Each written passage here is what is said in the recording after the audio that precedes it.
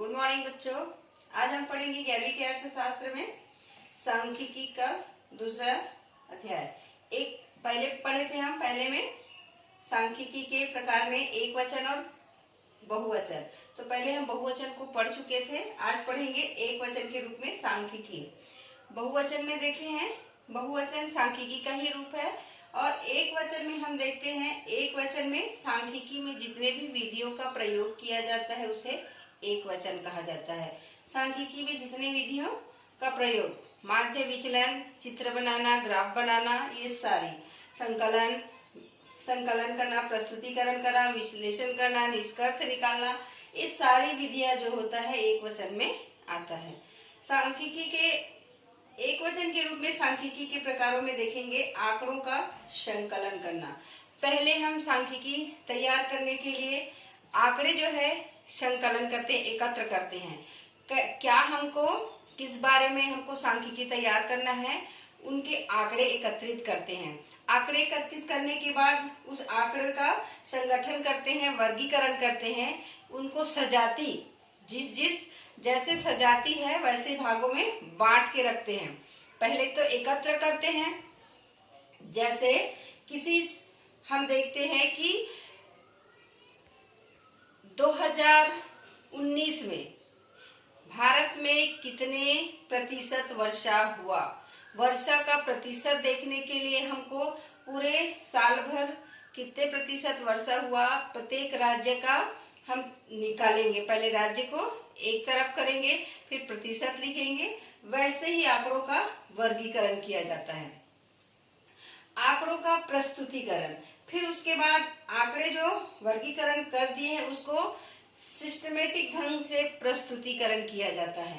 प्रस्तुतिकरण करने के बाद आंकड़ों का विश्लेषण किया जाता है। उसका विश्लेषण करने के लिए नियम लगाएंगे, माध्य विचलन है, ग्राफ जो भी है, उसमें नियम लगा के उसका निष्कर्ष निकाला जाता है।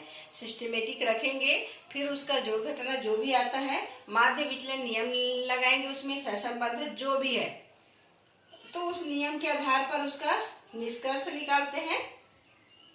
फिर उस आंकड़ों का निर्वचन, उसके बाद जो भी होता है जैसे उसका आंसर आता है उसके हिसाब से उसका निर्वचन किया जाता है। फिर उसके बाद देखते हैं सांख्यिकी के उपकरण। सांख्यिकी में क्या क्या उपकरण तैयार लगता है। सांख्यिकी व्यवस्थीकरण, प्रस्तुतिकरण होता है, माध्य विचलन, सहसंबंध या चित्र, ग्राफ, निदर्शन, सांख्यिकी प्रणाली, संगठन प्रणाली, निदर्शन प्रणाली, इस सभी उपकरणों का उसमें प्रयोग किया जाता है।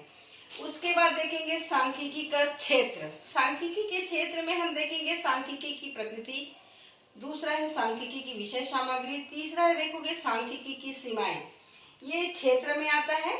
तो सांख्यिकी के क्षेत्र में हम देखते हैं पहला सांख्यिकी की प्रकृति। सांख्यिकी की प्रकृति में देखेंगे सांख्यिकी एक विज्ञान है। सांख्यिकी की प्रकृति मतलब स्वभाव, किस रूप में होता है, उसका स्वभाव कैसे होता है। तो सांख्यिकी क्या है, एक विज्ञान के रूप में। सांख्यिकी को कहते हैं एक विज्ञान के रूप में है। जिस प्रकार विज्ञान एक सिस्टमेटिक ढंग से होता है, नियम से होता है, एक किसी वस्तु का हम अगर वैज्ञानिक ढंग से अध्ययन करते हैं तो एक अणु परमाणु का हम जैसे अध्ययन करते हैं तो सिस्टमेटिक रहता है, हर चीज का बारीकी से ज्ञान होता है, नियम से चलता है, उसमें कितना कम ज्यादा नहीं कर सकते, उसको लिमिट मात्रा में मिला के दोनों का हम दूसरा रूप तैयार करते हैं। विज्ञान का ये रूप है।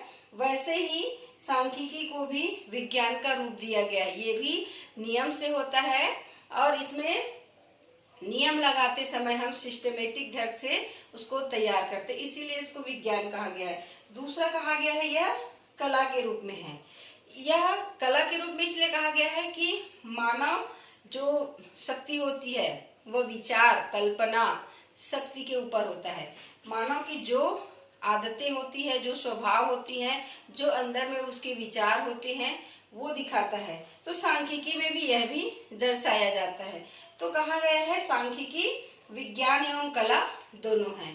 सांख्यिकी को माना गया है ये विज्ञान भी है और कला है। सांख्यिकी दोनों रूप में तैयार है। एक सिस्टमेटिक हम देखते हैं कि विज्ञान जैसे ही अपने शुरू से अंतिम तक अपने नियम में डटे रहते हैं, वैसे ही सांख्यिकी भी नियम के तहत चलते हैं, और कला है वो अपने मानव स्वभाव के अनुसार सोच विचार भी कर सकता है।